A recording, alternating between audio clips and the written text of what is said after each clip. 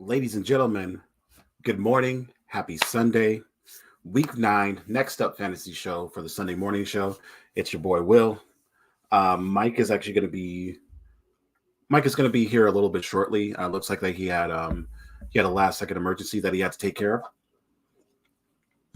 So it's going to be your boy doing his solo tip for just a little bit, and I probably should have been a little bit more prepared for that since I knew that this was going to happen.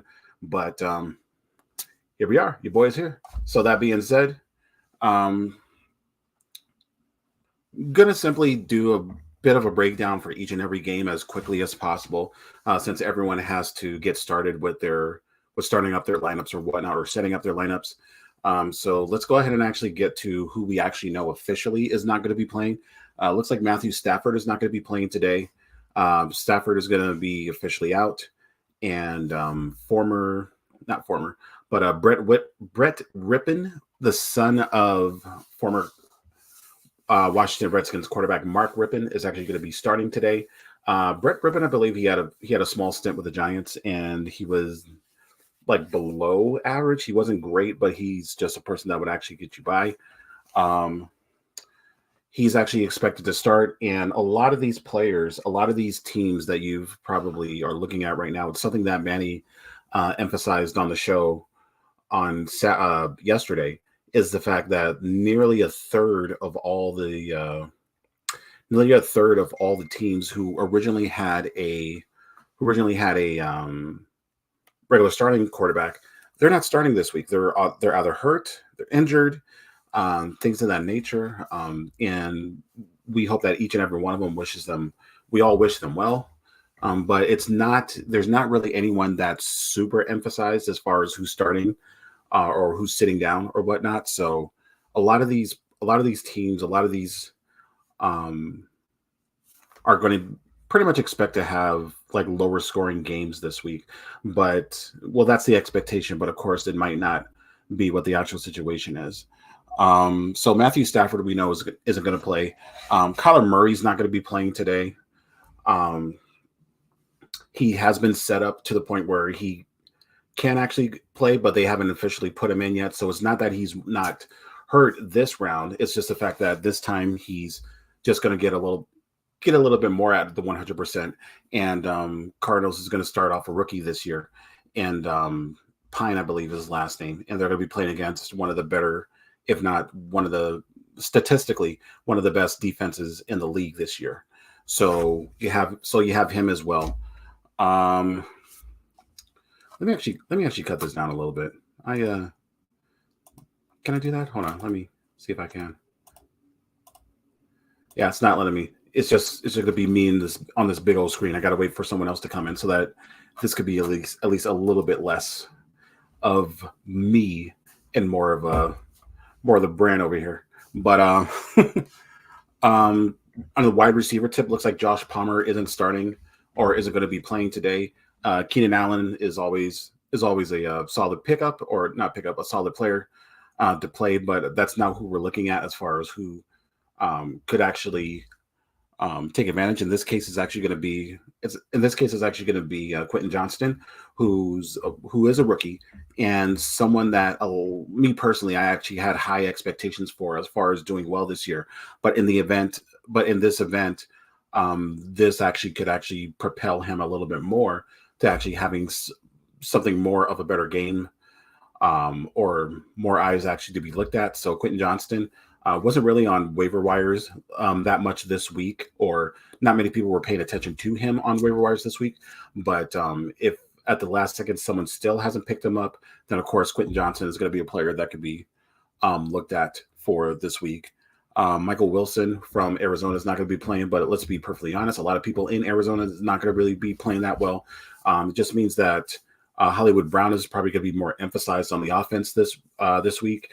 But I think the bigger expectation this week is the fact that with a rookie quarterbacks usually tend to lean towards more not only the second wide receivers, but also their tight ends. So I'm kind of actually expecting Trey McBride to actually have a decent game this week, and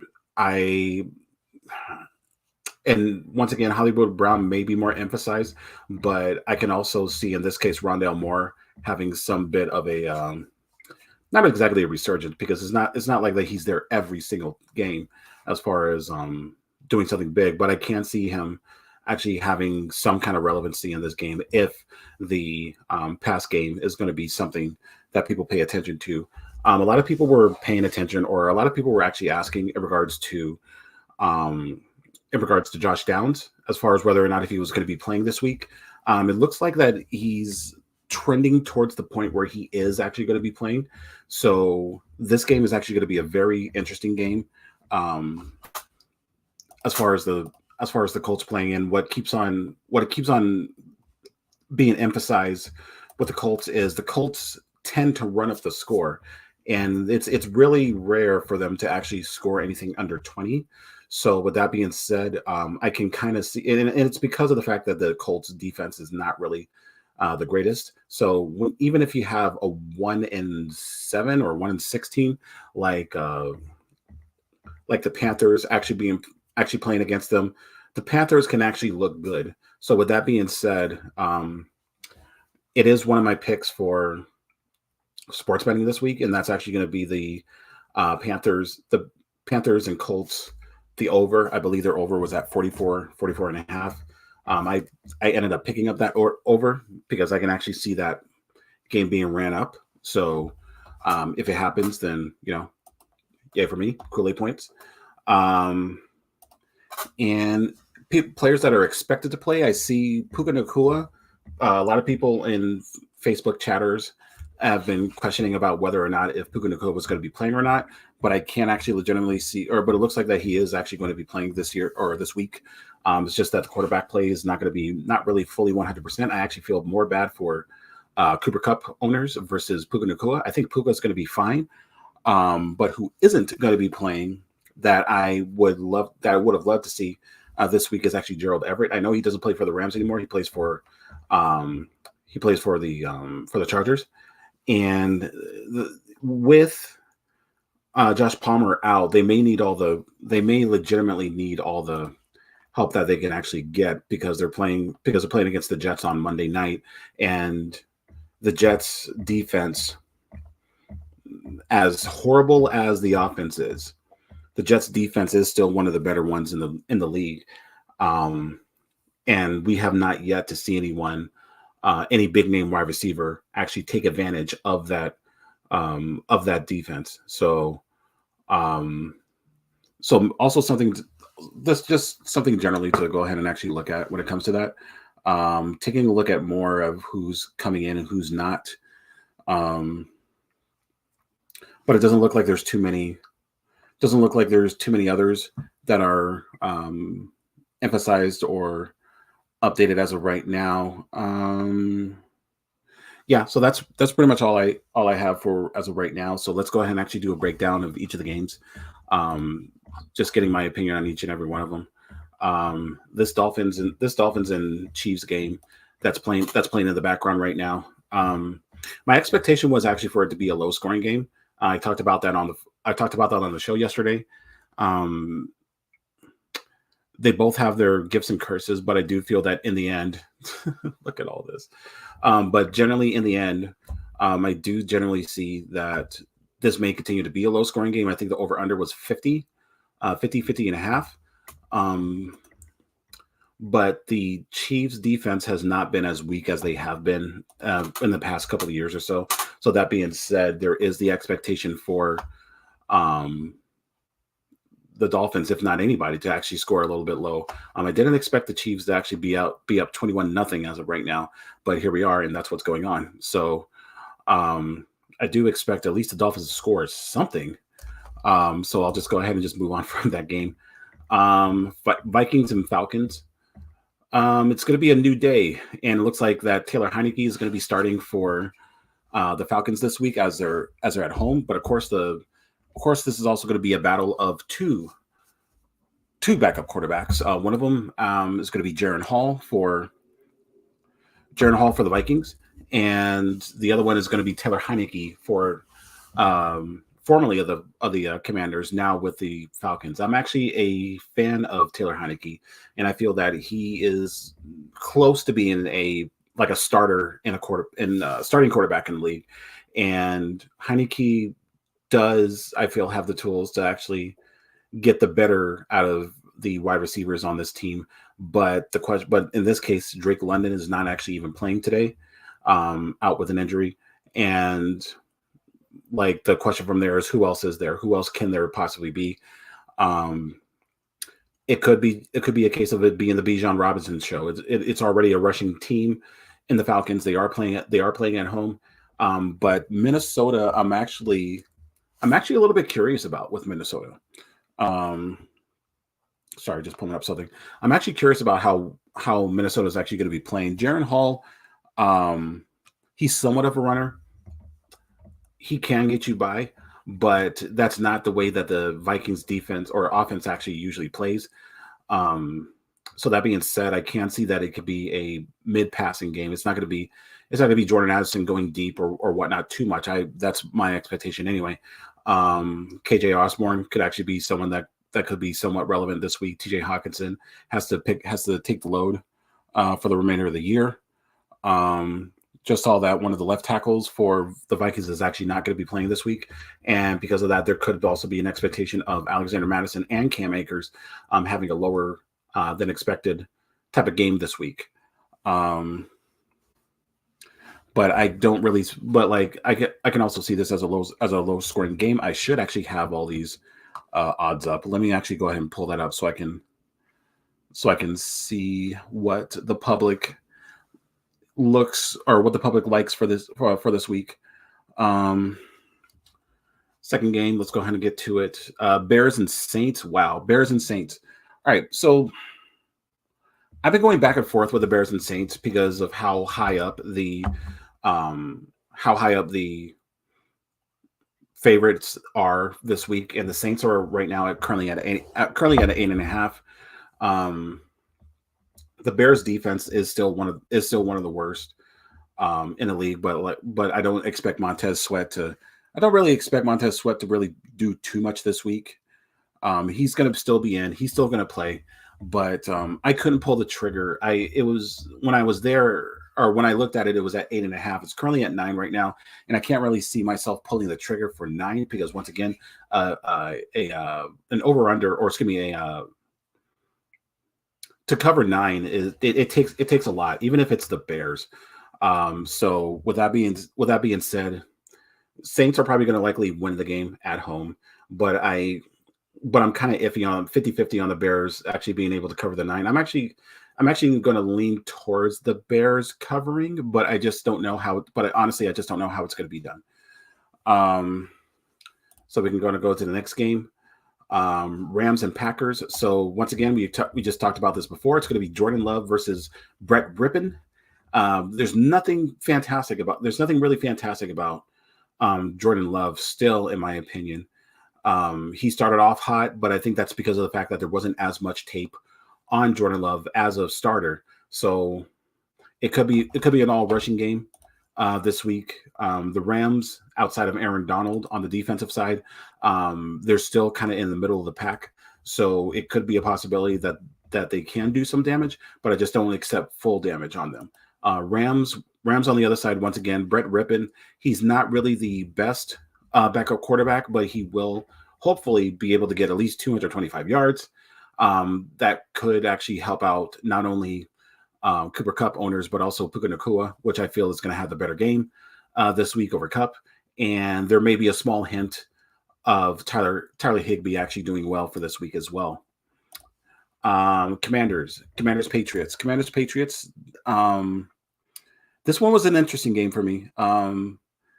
If you have the availability, if you're into sports books, if you have the availability to buy points, then take advantage of this. Because personally, I see right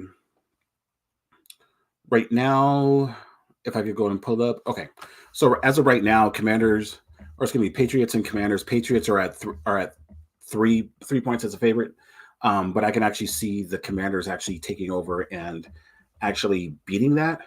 The Commanders, they can score. breakdown brought to you by 7-Up with no sugar. Um,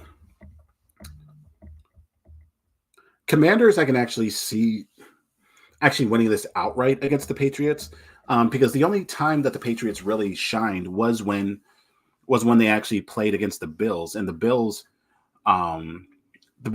they ended up showing up because of the fact that they genuinely had to, because it's the freaking Bills.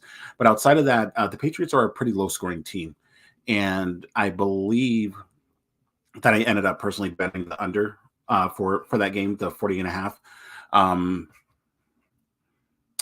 Sam Howell, I feel, is gonna still find a way to ball out one way or another. So this is still somewhat of a home game with well, not really, but like it's to the extent where there's still Commander fans close by since they're in New England. So personally, I can actually see the Commanders getting the +3 and winning outright, to be perfectly honest. Mac Jones without Kendrick Bourne. If everyone didn't pick him up already, Demario Douglas, oh my God, he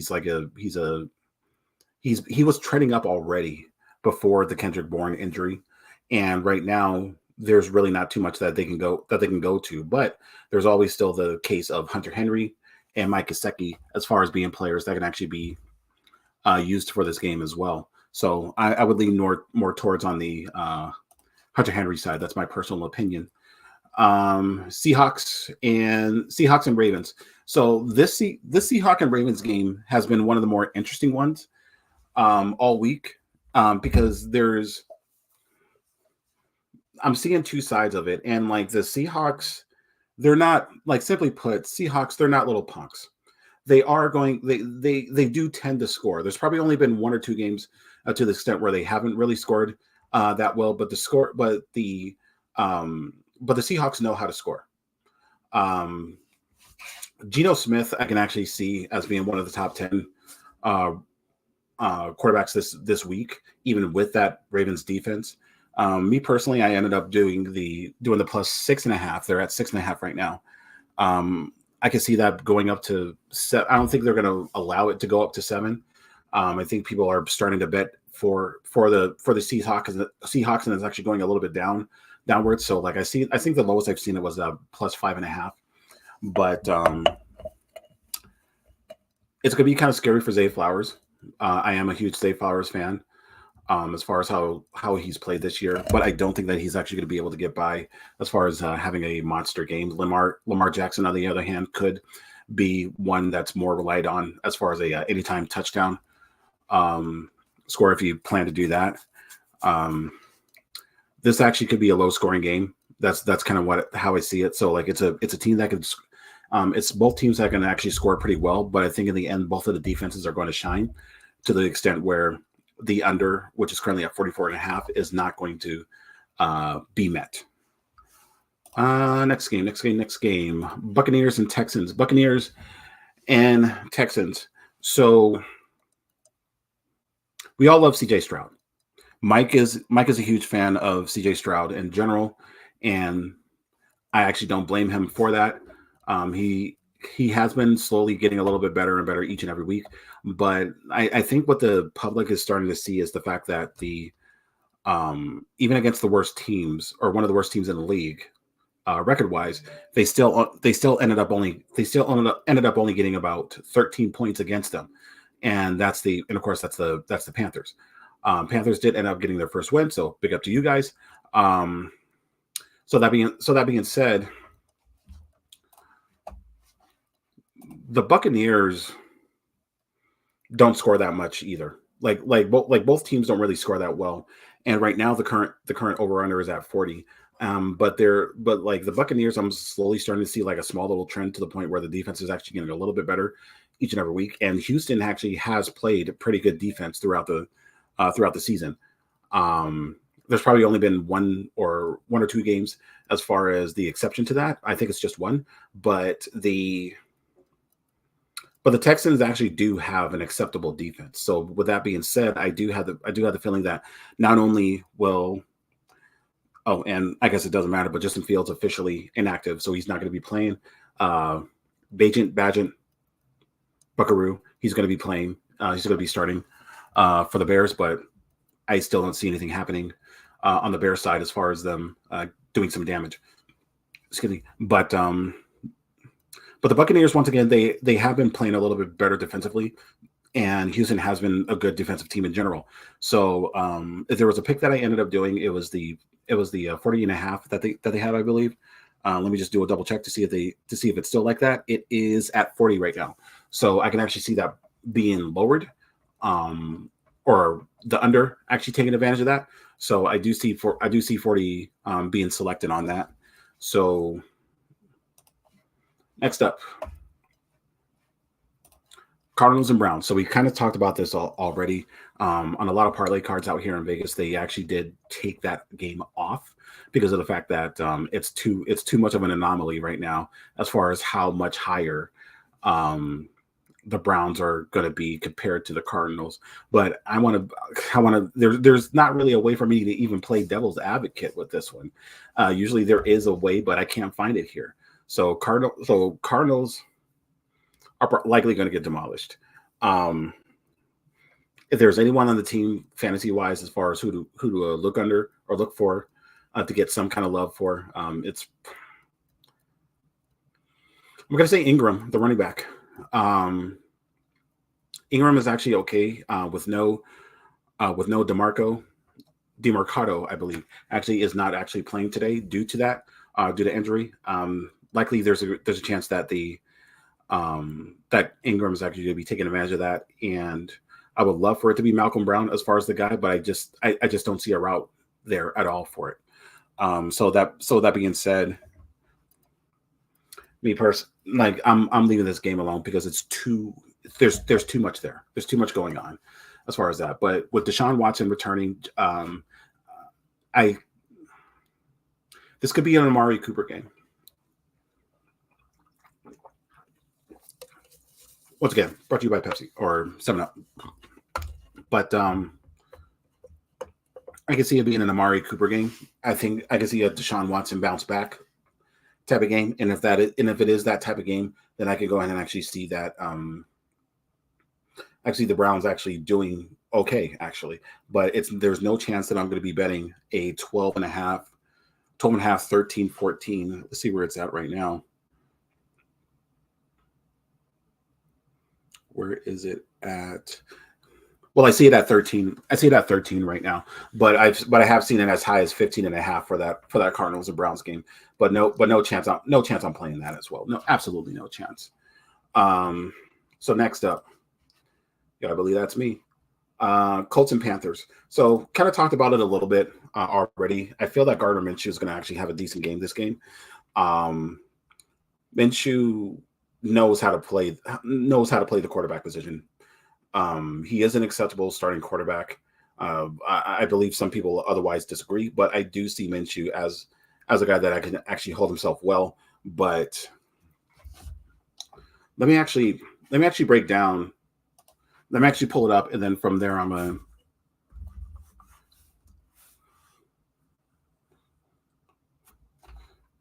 pull up the Colts schedule, and then from there I'm gonna say what they have done for the past this season. Okay, here we go. They scored 31 points. They scored 22 points, 23, 30, 39, 31, 23, 20, 27. Now, what I'm not saying is how much that the Colts opponents have been scoring. So that being said, 21, 20, 29, 19, 16, 37, 38, 39. The last three were from the last 3 games, and in those 3 games, they went over 50. So one of my bets that I'm having on here is Colts and Panthers, regardless of, or even if with it being the Panthers, Colts can actually still cover that. Like they'll probably end up scoring 30, and I could see the Panthers scoring like 20, 23. So that's going to be a barn burner, and I don't care what anyone says. Raiders and Giants. This is probably like the worst game. This is probably the most horrible game on the slate this week. If you want me to be honest, they're playing out here in Vegas. Um, Raiders and Giants. I see them at a total of 38. I could probably honestly see that as going a little bit lower. But one of the players I'm actually looking forward to seeing as far as how well he plays is actually Aiden O'Connell, quarterback for the Raiders. So Brian Hoyer, lifetime backup, occasional starter, not playing or is not starting. Jimmy Garoppolo, person that was supposed to be the savior for the Raiders, not playing, not starting. So in this case, it's actually going to be the Aiden O'Connell show. And the upside that I have for this is Devontae Adams actually may have a decent game this game. Like last game, he was horrific. Jimmy G actually didn't play that well. And now they're playing against a Giants team who's one of the worst in the league. But also at the same time, who's not really that well off on offense as well. Daniel Jones is going to be playing again. He's going to be back starting. And along with that, Darren Waller and Tyrod Taylor. I mean, it's kind of irrelevant for Tyrod Taylor as far as being a backup, but him and Darren Waller out for the next 4 games on the IR list. There's not really much to even talk about with this game specifically, if you want me to be honest. So that being said, like I'm personally skipping that as far as that game. So Saquon Barkley, have a game. Actually, that actually would be a good one. Saquon Barkley playing against one of the lower average running defenses. So I can kind of see Saquon Barkley actually having some kind of a game this week. And the shootout of the week, and they better not disappoint me, is the Eagles and Cowboys. 8 of the last 10 games, they've gone over 44 points when they play against each other, and that's not even including the playoffs. I'm not going to be bashing any Cowboy fans or Philadelphia fans. And there's someone that actually got here right on time as I'm talking about the Cowboys and Eagles game. So let's go ahead and bring him up. Hey, Mike, what up? What up? Hey, what's up, man? Can you guys hear me? I wanted to do it on my phone, on my computer, but I just did the phone option. I told you to send me the link to IG, but it's all good. I sent that late. It's my fault for being late, but I'm here. I'm on time for whatever he was talking about. So what's going on? You hear? I'm just getting the message, and I was just finishing up with all the games. You're good. You're good. Like I just got down to Cowboys and Eagles. Breaking that down. Like I've been making like personal picks, like or saying my opinions about them. As of course, Manny had a lot to say about that. But wanted to get your opinion since you are the Cowboys guy. Wanted to get your general opinion on that game tonight. All right. Well, as the resident Cowboys guy, I'm going to take that title because I'm older than Manny, so I was here first. So, as the resident Cowboy guy, it's going to be a really good game. You want me to go full blown fandom, or you want me to be real? Let me be real. All the above. Go for it. Go for it. No, legit.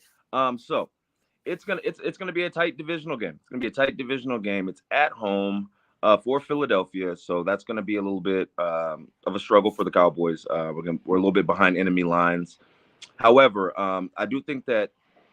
Excuse me, like I said, I'm outside. I do think that our offense is kind of turning a corner. I think that Mike McCarthy has kind of decided to put the ball in Dak's hand a little bit more, kind of trusting him, trusting the receivers. CeeDee Lamb looks like he's fully engaged in the game plan. So I think it might be a high-scoring game, guys. And that sounds weird because we do have a really good defense, but Philadelphia has really, really good offense. And I think that with Jalen Hurts and his running ability, and I think with the plethora of receivers that they have and the running backs that they have, I think that it could be a little bit of a shootout. When I say shootout, I mean like probably in the 30s, maybe high 20s, low 30s. But I think it'll be a really good game. I can't tell you exactly who's going to win it. My heart is saying the Cowboys, but if I was a betting man, it's a divisional game and they're equal, and the Eagles are at home. So if you feel like the Eagles have a good chance of winning the game, I'm not mad at that either. Statistically, they probably should be favored. They have a better record. They're at home. So yeah, we'll see what happens. But I'm going Cowboys all day with it. All day with it. Let me go ahead and actually pull up the stat that I pulled up. So first of all, I ended up personally betting on the over for this game. Like it's a total of 46 and a half right now. I would take that. So I agree with you with it being a barn burner, and this is the reason why. So, and this is from the last 10 games that they played. It was I'm just say final scores: 27-20, 29-23, 37-10, 17-9, 23-9, 37-17, 41-21, 51-26. You probably remember that one.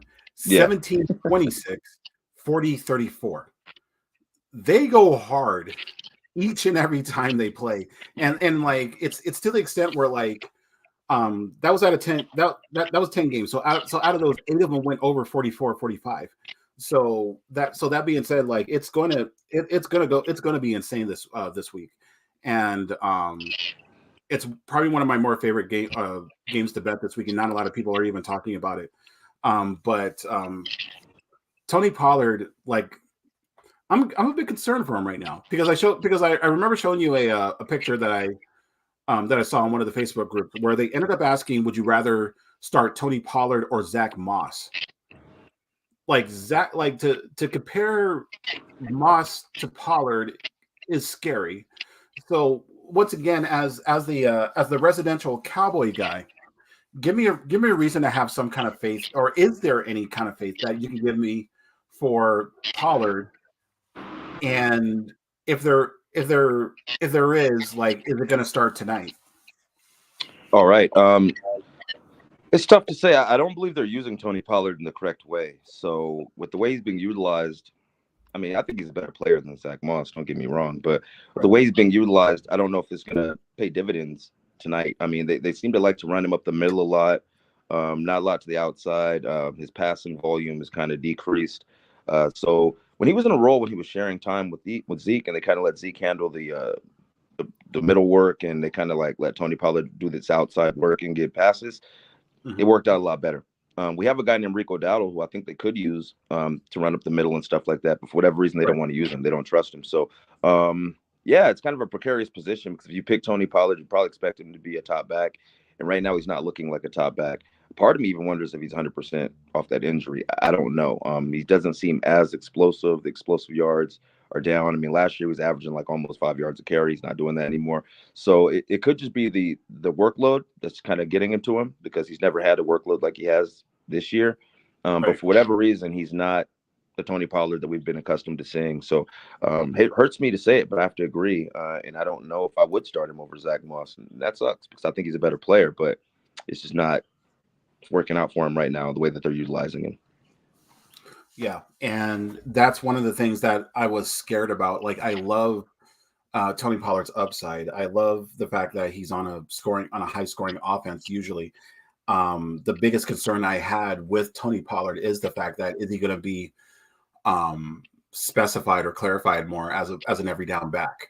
Like I'm still going to be willing to take that risk, but just like you said, there's somewhat of a down, not exactly downward spiral, but it's just one of those where like he's not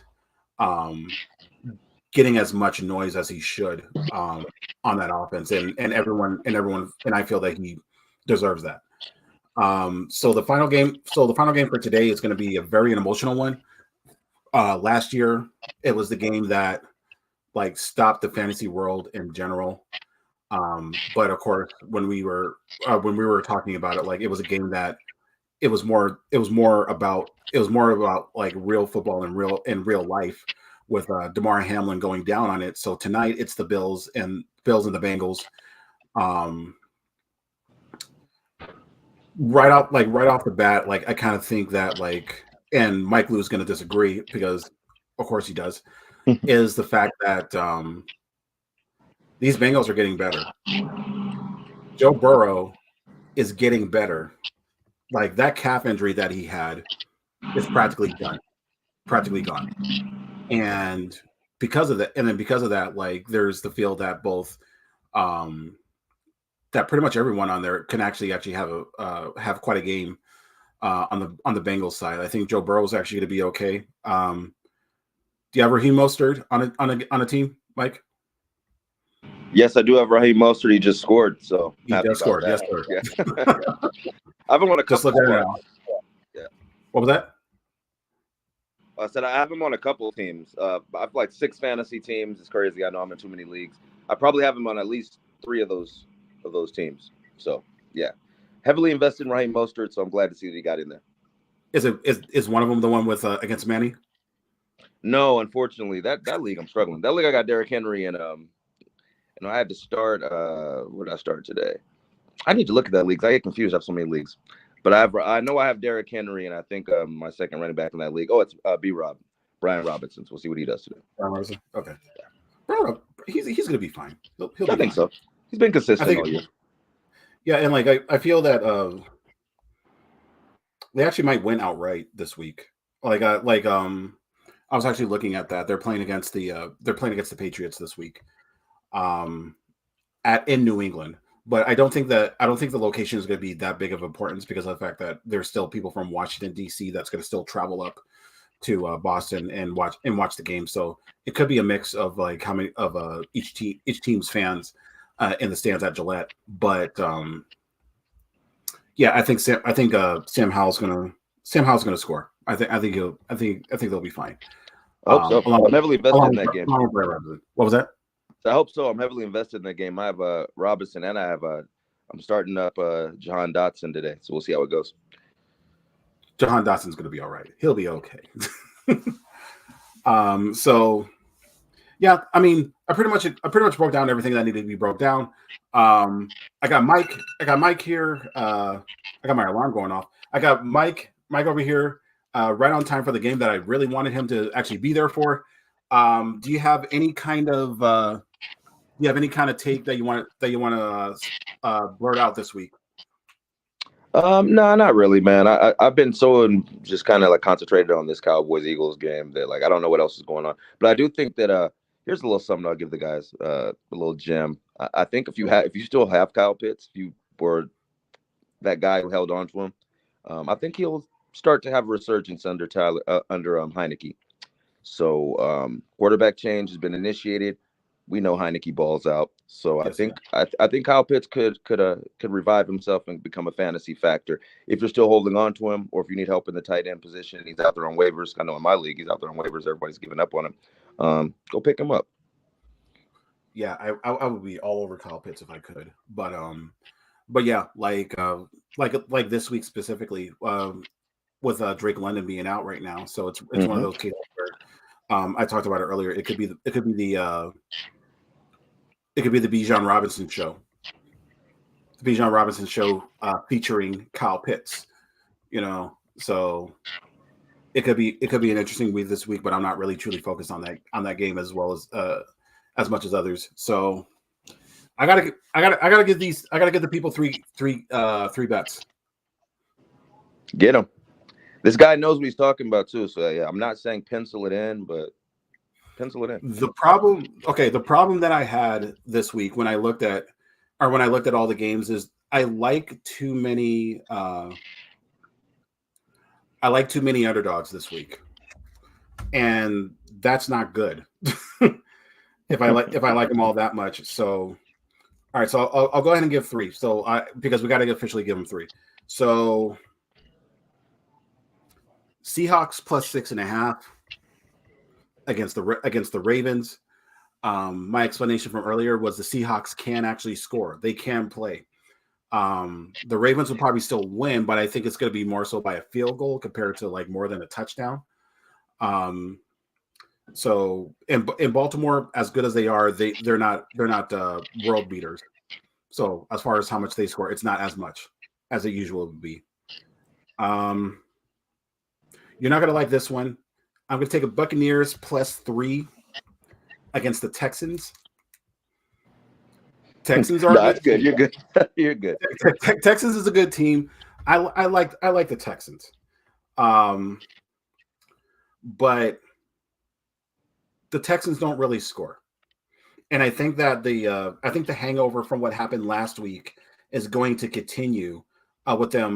Not because of the fact that they lost to the Panthers, but like with how low scoring that they were, with how much that they got beat by them. So like they only scored 12, and they only 12 or 13 actually. And the emphasis on this is a couple of things.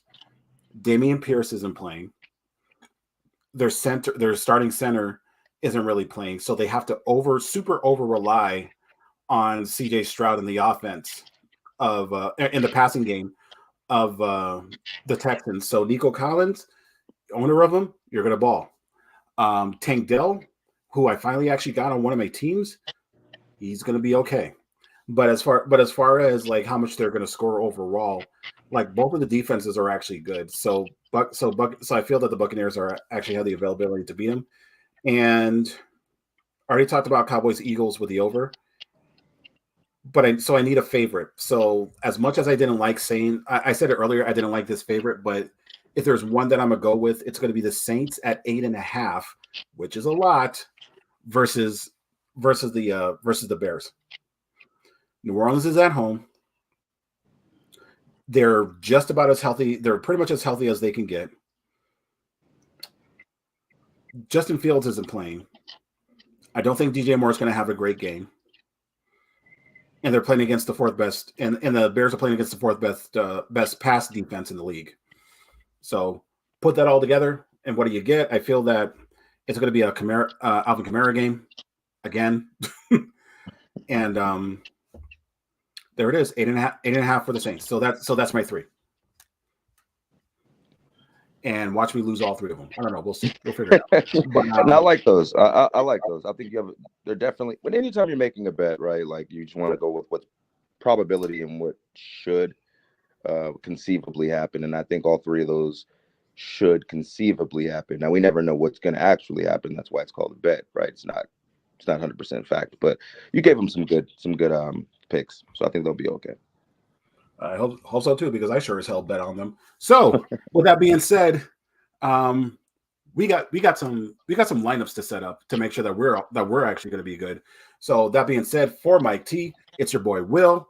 You guys enjoy. Have a good week this week, and hopefully I can clip something from here to the point where I can say, "Hey, I told you so. I said it." So you guys take care. I'll see you guys. See you guys later. See you next week. Let's go.